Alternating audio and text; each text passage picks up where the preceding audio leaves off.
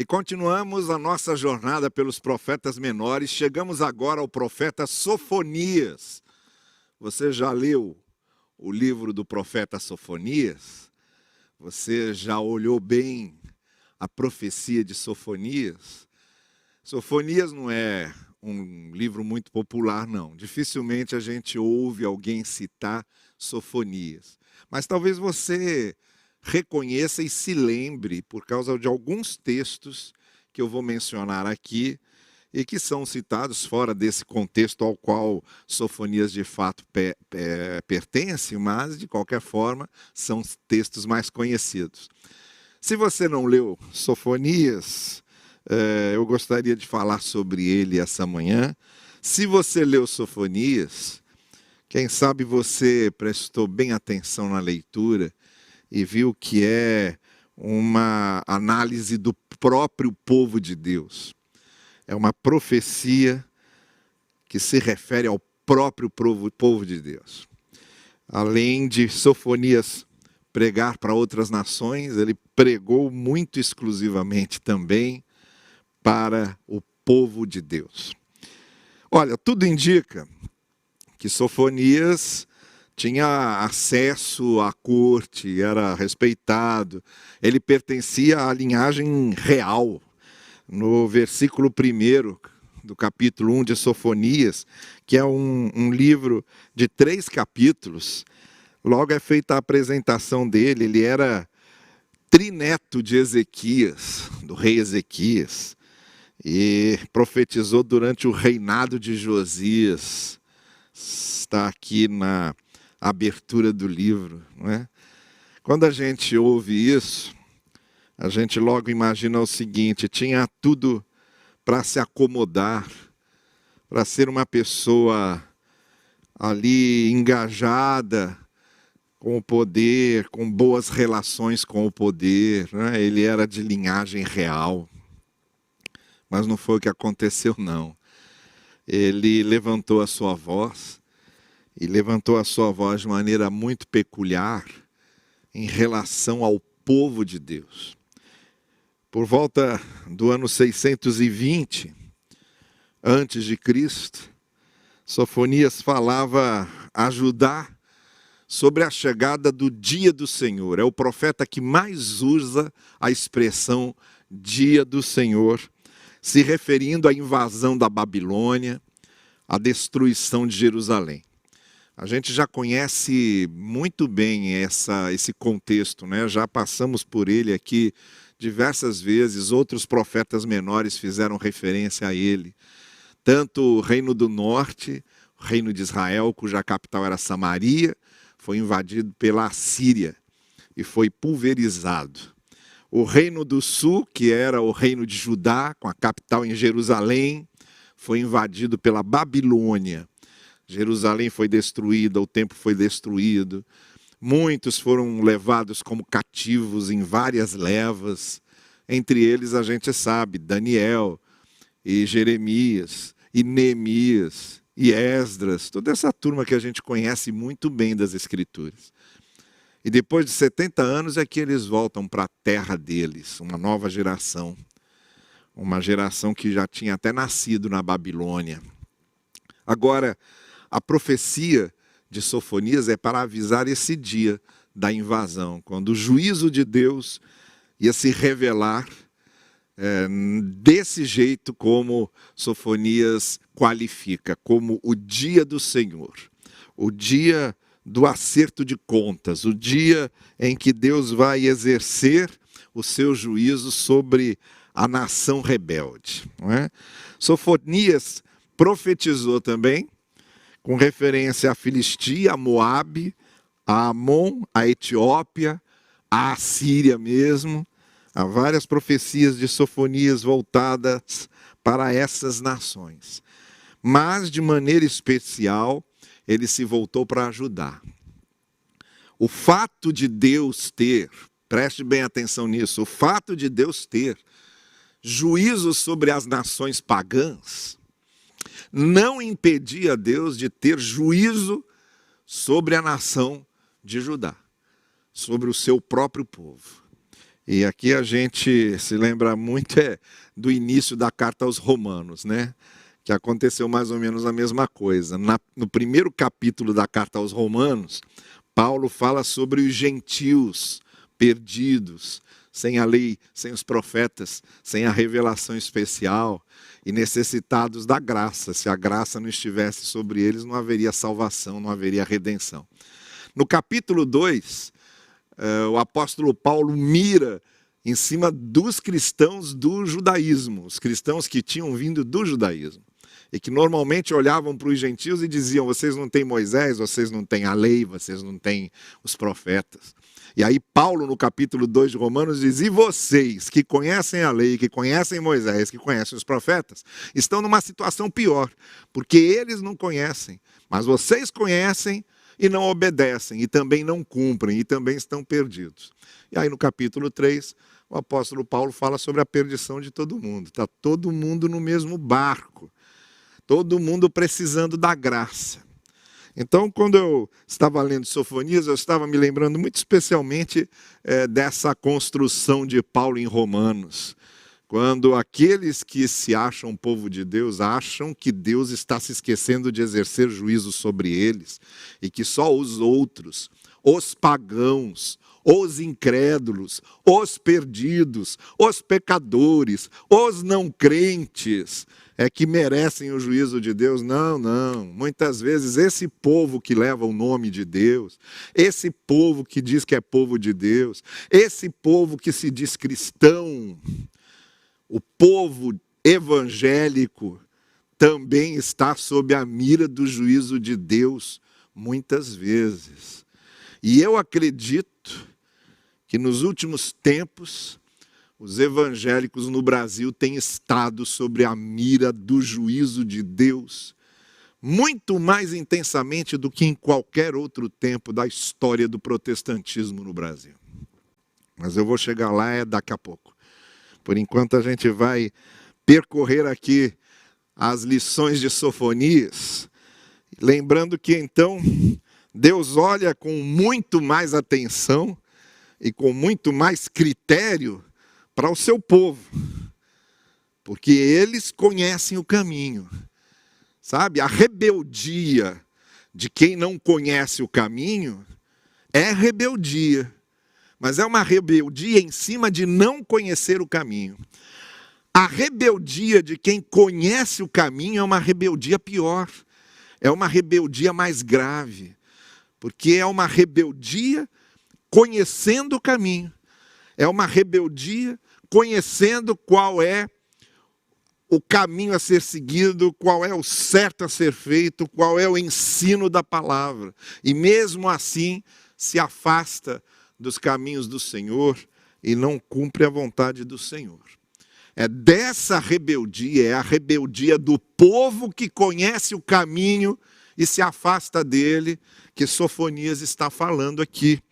Observemos que a mensagem de Sofonias, ela também nos faz lembrar um texto do apóstolo Pedro na sua primeira carta, quando no capítulo 4, 17, ele diz: chegou a hora de começar o julgamento pela casa de Deus.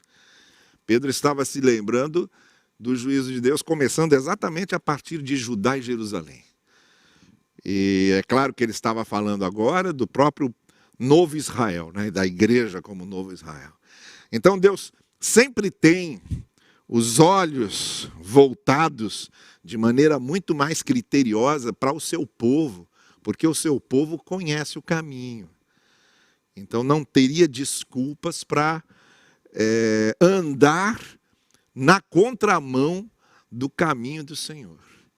É sobre isso que Sofonias está falando. Eu convido você a que nós, como evangélicos, nós que nos chamamos povo de Deus, e nós que dizemos que conhecemos o Evangelho, é a hora da gente parar um pouco, olhar no espelho e descobrir o que temos sido de fato.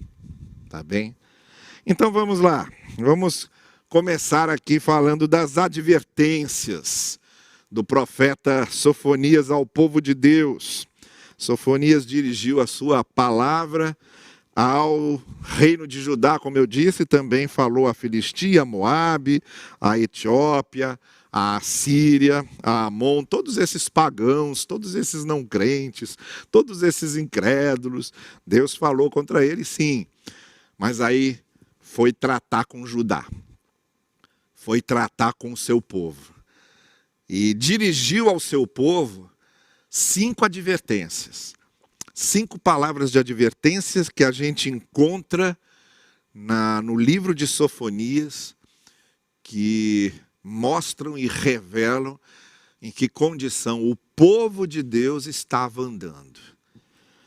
A primeira advertência de Sofonias ao povo de Deus era contra a idolatria do povo. Não estou falando do Egito, não estou falando da Babilônia, não estou falando da Etiópia, não estou falando da Assíria. Eu estou falando de Judá, contra a idolatria de Judá. Porque às vezes a gente acha que idólatras são os outros. E Deus mostra para a gente que a gente tem muita idolatria também. E lá no capítulo 1, versos 4 e 6, Sofonias diz assim: estenderei a mão contra Judá, contra o meu povo, e contra todos os habitantes de Jerusalém, a cidade santa, o lugar sagrado. Eliminarei deste lugar o remanescente de Baal, os adoradores de Baal, os nomes dos ministros idólatras e dos sacerdotes idólatras, líderes religiosos idólatras, pregadores idólatras, aqueles que no alto dos terraços adoram o exército de estrelas, que idolatravam os astros, não é? Que foram na onda da adoração do inanimado, transformando a criatura de Deus em seres de adoração. E aqueles que se prostram, jurando pelo Senhor, e também por Moloque, que era um dos deuses. Vejam, acendia uma vela para cada um, para o Senhor e para Moloque, pelo sim, pelo não. Aqueles que se desviam e deixam de seguir o Senhor, não o buscam, nem o consultam. Deus está falando da idolatria do povo de Judá. Ora, idolatria a gente sabe que era quando outros deuses ocupavam o lugar do Deus verdadeiro. Isso aqui é idolatria. O conceito de idolatria é esse. Lembrando um conceito que eu gosto muito, que o teólogo Paul Tillich fala da fé idólatra. Quando ele conceitua a fé idólatra, ele diz: é a fé que absolutiza o que é relativo, que torna absoluto aquilo que é transitório, efêmero, passageiro. Qualquer coisa que não seja Deus e que ocupe o nosso coração e que ocupe o lugar de Deus no nosso coração, isso é idolatria. E como dizia o John Macquarrie, o teólogo John Macquarrie, o ídolo pode ser metal e também pode ser mental. Muitas vezes a gente acha que não é idólatra porque não se ajoelha diante da imagem de um Deus. Mas a gente é idólatra porque temos os nossos deuses mentais. Eu vou citar alguns a respeito do qual o Evangelho fala. E aqui eu estou dizendo que o povo de Deus, às vezes, acusa os outros, as outras religiões, os outros religiosos de serem idólatras e se esquecem das suas próprias idolatrias. O Senhor Jesus denunciou alguns ídolos. Um deles foi Mamon, o dinheiro. Quando no Sermão do Monte, no capítulo 6, Jesus disse: olha, vocês não podem adorar a Deus e ao dinheiro. E há muita gente que está adorando o dinheiro. Muita gente que, quando Jesus disse, vocês têm que escolher, não podem ter dois senhores, ou Deus ou o dinheiro, escolheram servir ao dinheiro. E usam a pregação, usam a sua liderança, usam a sua influência religiosa para adorar o dinheiro. Manipulam todas as coisas para fazer dinheiro. O Senhor Jesus denunciou isso.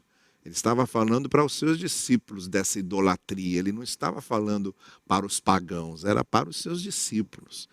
Outro que falou de uma outra idolatria foi Paulo.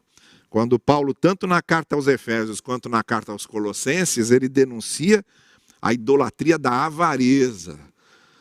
Ele diz, a avareza é idolatria. Quando eu me nego a ajudar, a ser solidário e a partilhar com quem precisa, quando eu retenho para mim e só retenho para mim, não é? Faço como o sacerdote e o levita da parábola do bom samaritano, o que é meu, diferente do samaritano que quando passou lá pensou, o que é meu é seu, e foi lá e ajudou.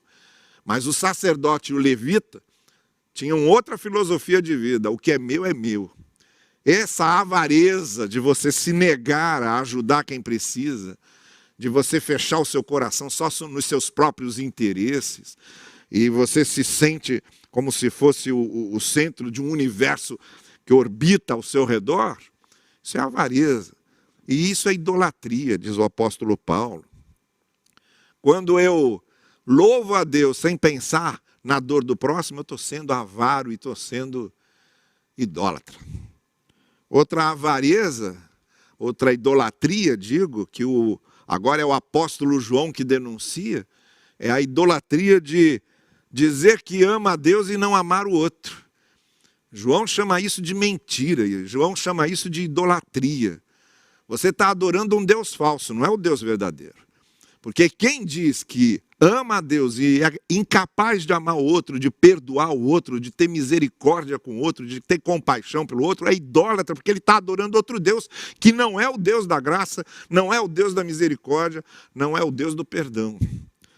Então João diz, olha, está mentindo, não é o Deus verdadeiro que ele está adorando. Porque quem adora o Deus verdadeiro ama, faz bem a outro, perdoa, tem misericórdia e tem compaixão, como Deus tem.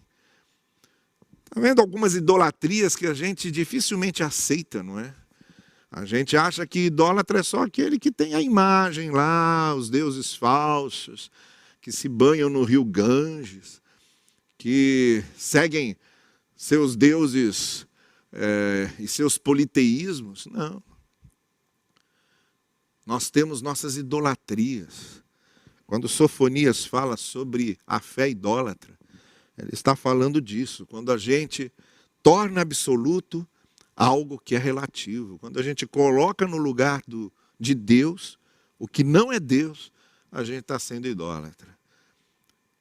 E está cheio de gente do povo de Deus que é idólatra, cheio de gente idolatrando coisas que não são Deus. A segunda advertência de Sofonias é contra um ateísmo prático do povo de Deus. O ateísmo prático do povo de Deus. Teoricamente, eles falam em Deus.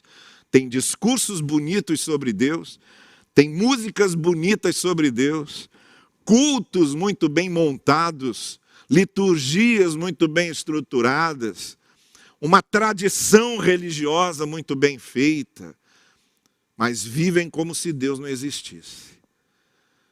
É o domingo muito sagrado e os outros dias são uma coisa doida. O domingo é de Deus e os outros dias são do diabo.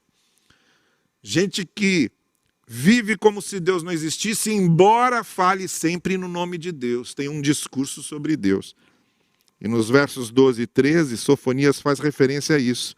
Nessa época, diz Sofonias, vasculharei Jerusalém com lamparinas e castigarei os complacentes, que são como vinho envelhecido, deixado com seus resíduos, que pensam, o Senhor nada fará, nem bem, nem mal. A riqueza deles será saqueada, suas casas serão demolidas, embora construam novas casas, nelas não morarão, plantarão vinhas, mas o vinho não beberão. Sabe do que Sofonias está falando aqui? Gente que se sente abençoado por Deus, diz, olha o que Deus me deu, a minha riqueza, a minha casa nova, as minhas plantações. Tem um discurso de dizer que foi bênção de Deus. Acumulam bens e dizem que isso são bênçãos de Deus, mas vivem no seu dia a dia como se Deus não existisse. Eles têm uma teologia que exalta a prosperidade, que diz que Deus lhes deu prosperidade, que Deus lhes dá prosperidade. Eles têm uma teologia que exalta os prodígios de Deus, que exalta os milagres de Deus, mas não destaca a ética, não destaca o compromisso de conduta que temos com o Senhor. Então eles dizem, o Senhor nada fará, nem bem nem mal. Vivem como se Deus não existisse, vivem como se Deus não tivesse um código de ética. Falam muito da prosperidade que receberam, falam muito das bênçãos. Normalmente, essas bênçãos são sempre só materiais, é o novo carro, é o novo emprego, não está doente nunca, só coisas materiais. Eles nunca dizem, eu deixei de mentir, eu deixei de enganar, eu deixei de fraudar, eu deixei de agredir os outros com minhas palavras, eu comecei a cuidar do meu pai e da minha mãe. Nunca dizem isso. O que eles dizem é que Deus os está abençoando com dinheiro, com bens. Falam das suas casas, das suas novas casas. E Deus vem lá e diz, mas vocês não vão morar nelas, não. Vocês falam das suas vinhas, mas vocês não vão beber do seu vinho, porque vocês vivem falando, o Senhor nada fará, nem bem nem mal. Vivem como se Deus não existisse. Essa teologia que exalta a bênção de Deus, sem exaltar a ética que o Senhor quer que vivamos, como andemos nos seus caminhos. Esses que querem as bênçãos de serem filhos do Pai Celestial, mas vivem como se fossem filhos do diabo, esse é o tipo de coisa que Deus não aceita. E Deus então faz uma advertência firme e contundente contra isso, através de Sofonias. A gente tem isso aí muito, não é? Hoje em dia, uma teologia da prosperidade e do prodígio, sem a devida ênfase na ética, na conduta. Às vezes eu tenho a impressão de que a igreja evangélica hoje, em grande parte, se transformou num sindicato de feiticeiros, de mágicos, num balcão de negócios com Deus. A terceira advertência de Sofonias é contra uma proclamação sem as ênfases corretas. No capítulo 2, verso 3, Sofonias diz assim, busquem o Senhor. E quais são as ênfases? Busquem o Senhor, todos vocês, os humildes da terra, vocês que fazem o que Ele ordena, busquem a justiça, busquem a humildade, e talvez a ira do Senhor não se derrame sobre vocês. Veja bem a advertência que Sofonias está fazendo. Olha, deem a ênfase certa. Porque muitas vezes a gente coloca uma série de outras ênfases que não são o essencial do Evangelho. Sabe o que é o essencial do Evangelho de Sofonias? O essencial da palavra? O essencial da palavra é, primeiro, a humildade, como ele diz. Busquem o Senhor com humildade. Humildade, que é a primeira bem-aventurança. Bem-aventurados os humildes. É a bem-aventurança que abre a porta para todas as outras. É aquilo que não tem como se relacionar com Deus sem essa humildade essencial do coração. E ela é tão importante que Sofonias faz referência a ela 2 vezes no mesmo versículo. Vocês, os humildes, e lá busquem a humildade. Então é ênfase, coração quebrantado, coração contrito, humildade diante de Deus, humildade diante dos outros. É ênfase do Evangelho. que a gente esquece, começa a falar de outras coisas. Uma outra ênfase, obediência. Vocês que fazem o que Ele ordena. Sabe? Busquem o Senhor, vocês que fazem o que Ele ordena. Fazer a vontade do Senhor conforme as observações de Cristo tantas vezes. Quando Cristo estava lá com seus discípulos, chega lá sua mãe e seus irmãos para buscá-lo e para levá-lo para casa. Ele diz: quem é minha mãe e meus irmãos? Minha mãe e meus irmãos são aqueles que fazem a vontade do meu Pai que está nos céus. Quantas vezes Jesus Cristo falou sobre o que importa? Não é o que a gente fala, é o que a gente faz. O Sermão do Monte está inteirinho lá para mostrar isso. A terceira ênfase, justiça. Vocês busquem a justiça. Buscar ao Senhor é buscar a justiça. Mateus 6,33, Sermão do Monte, já dizia isso. Busquem primeiro o reino de Deus e a sua justiça. E aquilo que Deus valoriza, aquilo que Deus dá importância em termos de ética e de compromisso na conduta, que é denunciar as injustiças. Quem busca a justiça, denuncia as injustiças, repele as injustiças, diz não às injustiças. Então aqui as ênfases do que é realmente buscar o Senhor. Mas aí a gente fica inventando outras ênfases, cria um monte de liturgias, ritualismos, e faz um monte de atalhos e percursos que não tem a ver com os caminhos do Senhor. A igreja evangélica no Brasil tem criado um monte de atalhos que não tem a ver com os caminhos do Senhor. Os caminhos do Senhor são caracterizados pela humildade, pela justiça, pela obediência. Isso aí é evangelho, isso aí é palavra do Senhor. Os evangélicos deviam ser os primeiros a sempre mostrar essa ênfase da palavra. Os mais humildes, os mais justos, os mais obedientes, deviam ser justamente esses que se dizem povo de Deus. A quarta advertência é contra uma liderança descomprometida com a palavra. No capítulo 3, verso 4, Sofonias diz: seus profetas são irresponsáveis, são homens traiçoeiros, seus sacerdotes profanam o santuário e fazem violência à lei de Deus. Olha, essas advertências contra uma liderança descomprometida com a palavra, comprometida com um monte de outras coisas, mas descomprometida com a palavra. A gente vê duas coisas principalmente acontecendo. Essa liderança que prega uma coisa e vive outra. Essa hipocrisia da palavra. Não é o discurso muito bem elaborado, mas a vida nega aquilo que prega. Pregam a outros o que não aplicam para si mesmos, o que não vivem na sua própria experiência. E a segunda característica dessa pregação descomprometida com a palavra é que ela manipula os ouvintes para proveito próprio. Sabe, pregadores, líderes religiosos, eu estou falando do chamado povo de Deus, eu estou falando do povo evangélico, tá bem? Estou falando da gente.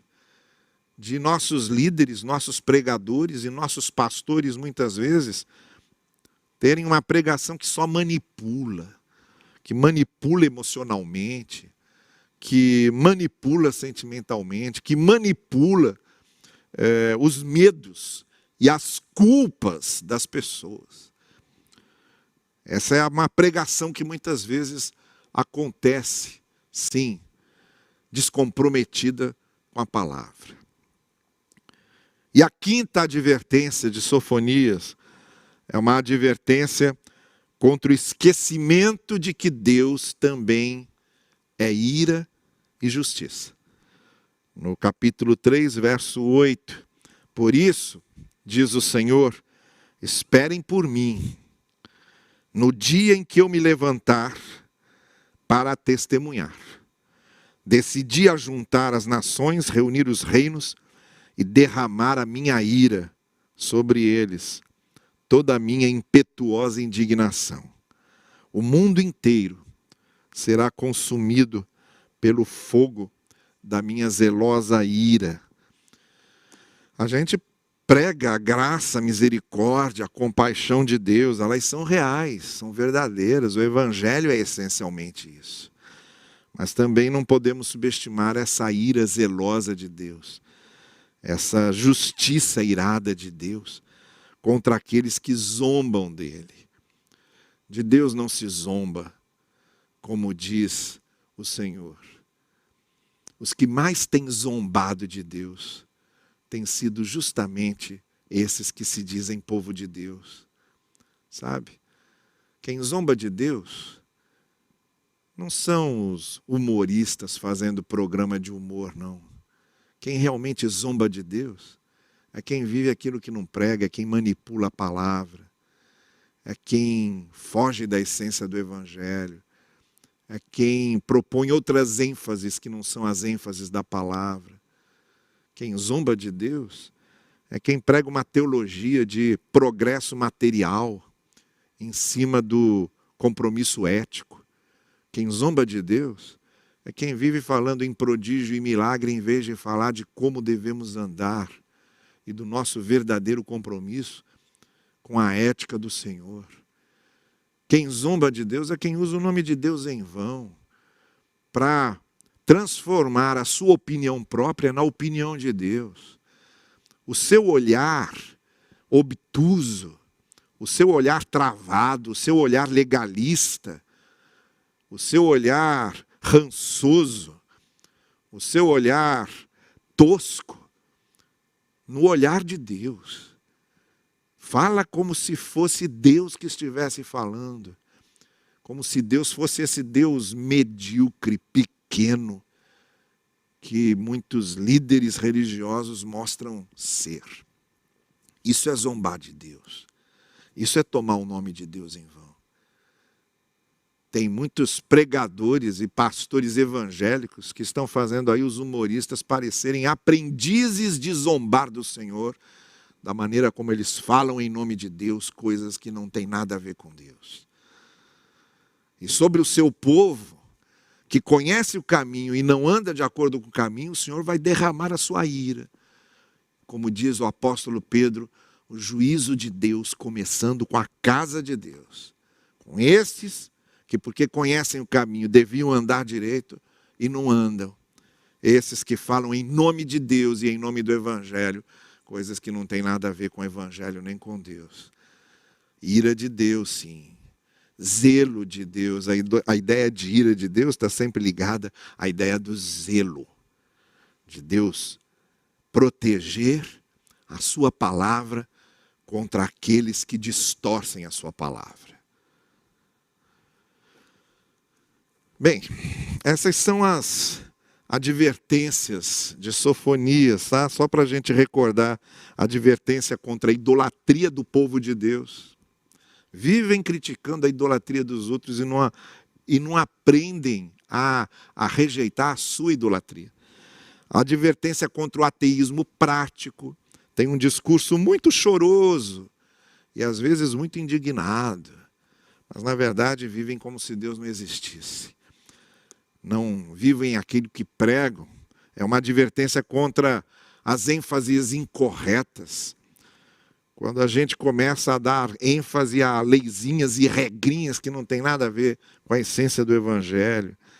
Uma advertência contra a liderança descomprometida com a palavra e uma advertência contra o esquecimento de que Deus também é justiça, Deus também é ira, Deus também é zelo. E o juízo de Deus começa aí na casa de Deus, contra aqueles que usam seu próprio nome. Bom, e aqui a gente vê essa mensagem de Sofonias e fazemos o nosso já costumeiro a nossa já costumeira aplicação sobre o que eles têm a ver com o Brasil. O que é que essa mensagem tem a ver com o Brasil? Olha, o que essa mensagem tem a ver com os evangélicos brasileiros? Eu acho que tem algumas coisas acontecendo com os evangélicos no Brasil. Talvez no mundo inteiro haja esses problemas também, mas a gente conhece mais a realidade daqui, a gente tem que falar é de casa. E com os evangélicos no Brasil tem acontecido algumas coisas que tem muito a ver com essa mensagem de Sofonias. Eu separei aqui algumas que eu gostaria de listar. Primeiro, os evangélicos no Brasil hoje, em várias partes, em vários segmentos, e não poucos, esse pelo menos que mais aparece na mídia, e esses que de certa forma envergonham a palavra, eles têm se afastado da essência do evangelho, que é a graça divina para justificar. A graça de Deus justifica o pecador, e tem inventado outros instrumentos e ferramentas para a pessoa se sentir redimida. Acontece a mesma coisa que estava acontecendo em Gálatas, quando Paulo diz: eu não acredito que vocês se afastaram da graça e estão agora recorrendo a outras coisas para se sentirem salvos. É disso que Paulo está falando. Quando a gente recria instrumentos contra os quais a reforma protestante se levantou no século XVI, e a gente vê essa Idade Média invadindo o período atual, e só que agora vindo de dentro da reforma, de dentro desses herdeiros da reforma, de dentro dos evangélicos. Sabe? Objetos abençoados, penitências que tem que pagar, essa divinização de certos pastores como se eles fossem mediadores entre Deus e os homens, esse clericalismo sem sentido que a gente vê acontecer entre os evangélicos hoje. Então, a maneira como ferramentas e instrumentos vão tomando lugar da graça de Deus, sabe? Bênçãos sendo vendidas. A ideia de que você tem que contribuir com o seu dinheiro para comprar bênçãos de Deus, como se tivesse que pagar a Deus por isso. Isso não tem nada a ver com o evangelho, isso é coisa da Idade Média. Isso é coisa quando se vendia indulgências para o perdão, contra as quais justamente a reforma protestante se levantou. É um tal de escova abençoada, sabonete abençoado, chave abençoada, e a gente vai vendo essa superstição, essa crendice, tomando lugar da verdadeira graça no evangelho. Isso acontece, está acontecendo. A segunda coisa que eu coloquei aqui, que acontece em muitos segmentos do que a gente chama de igreja evangélica, é que os evangélicos em algumas partes estão se tornando tão dogmáticos e legalistas contra aqueles dogmáticos e legalistas também contra os quais a reforma se levantou na Idade Média. Sabe, a palavra de Deus fica em segundo plano, e mais vale os nossos tradicionalismos, mais valem as nossas regras tradicionais. E às vezes são dogmas evangélicos, são costumes evangélicos, são tradições que não resistem à exegese mais superficial. E a gente impõe isso sobre as pessoas, sabe? Esses fardos, esses pesos. E como a gente tem se tornado dogmático com verdades absolutas das nossas doutrinas, dos nossos credos, das nossas tradições. E quando a gente olha para a palavra, né, a gente vê no Evangelho que muitas coisas dessas se desfazem por si mesmas. Quanto literalismo. A gente tem se voltado para a letra da palavra, em vez de se voltar para o espírito da palavra. Até para interpretar a palavra, a gente precisa do Evangelho. Porque a letra da palavra, interpretada sem a luz do Evangelho, ela fica cruel. Olha quanta gente aí, por exemplo, defendendo pena de morte baseado em textos do Antigo Testamento. Sabe? A letra se torna cruel porque a gente focaliza uma coisa fora do espírito do Evangelho. O espírito do Evangelho, que não tem nada a ver com pena de morte, que não tem nada a ver com coisas que a gente está defendendo em nome do Evangelho e que não tem nada a ver com o Evangelho. Em terceiro lugar, os evangélicos, em muitos dos seus segmentos hoje, tem trocado o ético pelo mágico. Mais vale o prodígio, mais vale o milagre do que a vida, do que o andar nos caminhos do Senhor. Aquele texto que o Senhor Jesus usa no seu Sermão do Monte, já quase no finzinho do Sermão do Monte, quando ele está falando dos falsos mestres, a categoria que ele usa para classificar os falsos mestres é essa. Muitos estarão dizendo naquele dia, Senhor, Senhor, e eu vou dizer para eles, não conheço vocês. Vão me chamar de Senhor, mas eu não os conheço. E eles vão me dizer, capítulo 7 de Mateus, fizemos prodígios, exorcizamos em teu nome. E eu vou dizer a eles, não conheço vocês, porque do reino só participam os que fazem a vontade de meu Pai que está nos céus. Nós não seremos julgados pelos prodígios, nem pelos exorcismos que fizemos. Nós seremos julgados se o Evangelho transformou a nossa vida, o nosso coração, o nosso caráter, e nos deu um caráter novo para andarmos nos caminhos do Senhor. Esse é o juízo, esse é o critério. E a gente tem trocado esse ético pelo mágico. A quarta coisa que eu anotei aqui é que hoje há vários segmentos dos evangélicos no Brasil que estão apegados ao poder do reino dos homens e se esquecem das virtudes do reino de Deus. A gente vê uma fome tão grande de certos segmentos evangélicos para assumirem o poder político, para participarem do banquete do rei, para participarem do poder do reino. Quando os discípulos de Jesus ainda imaginavam que o reino seria algo implantado na terra, em termos físicos, com território, com exércitos, com armas, e quando achavam que o reino de Deus era isso, né? Porque Jesus tinha já ensinado que não era. Jesus já tinha dito para os seus discípulos, olha, quando disserem para vocês, o reino está lá, o reino está acolá, não ouçam, porque o reino está em vocês. O reino de Deus é a vontade de Deus no coração, não é um reino político, não é um reino físico, não é um reino com territórios. Mas quando os discípulos ainda imaginavam que era assim, começaram a discutir lá entre eles, quando o Senhor instalasse o seu reino, derrubasse Roma e assumisse o trono de Davi, eles estavam lá discutindo quem que ia sentar à direita e à esquerda dele.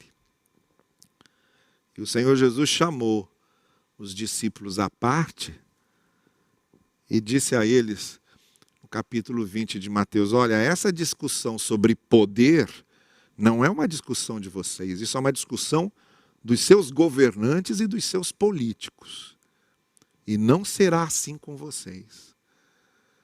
Porque o meu reino não se estabelece pelo poder político, o meu reino se estabelece nos corações.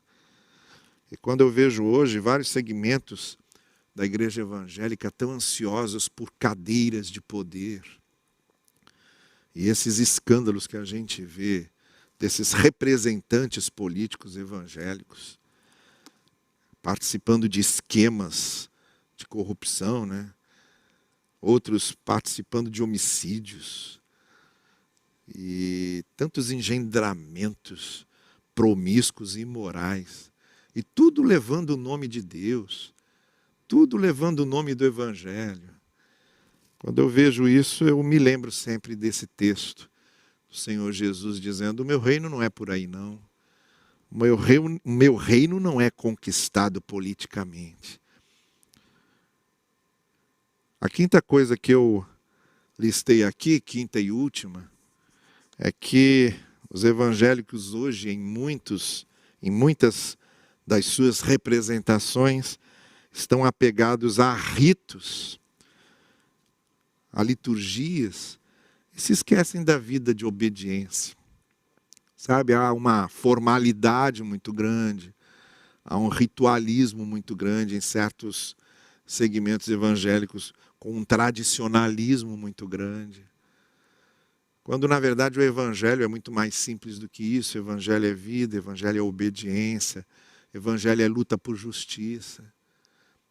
Não tenha dúvida, não tenha dúvida, que Deus valoriza muito mais a denúncia de uma injustiça do que um culto bem formulado. Não tenha dúvida que Deus quer muito mais que a gente tome o lado do oprimido, do explorado, do sofredor, do fraco, do que uma liturgia bem feita, do que um rito bem feito, do que um órgão de tubos tocando, do que um coral cantando, do que um pastor engravatado pregando.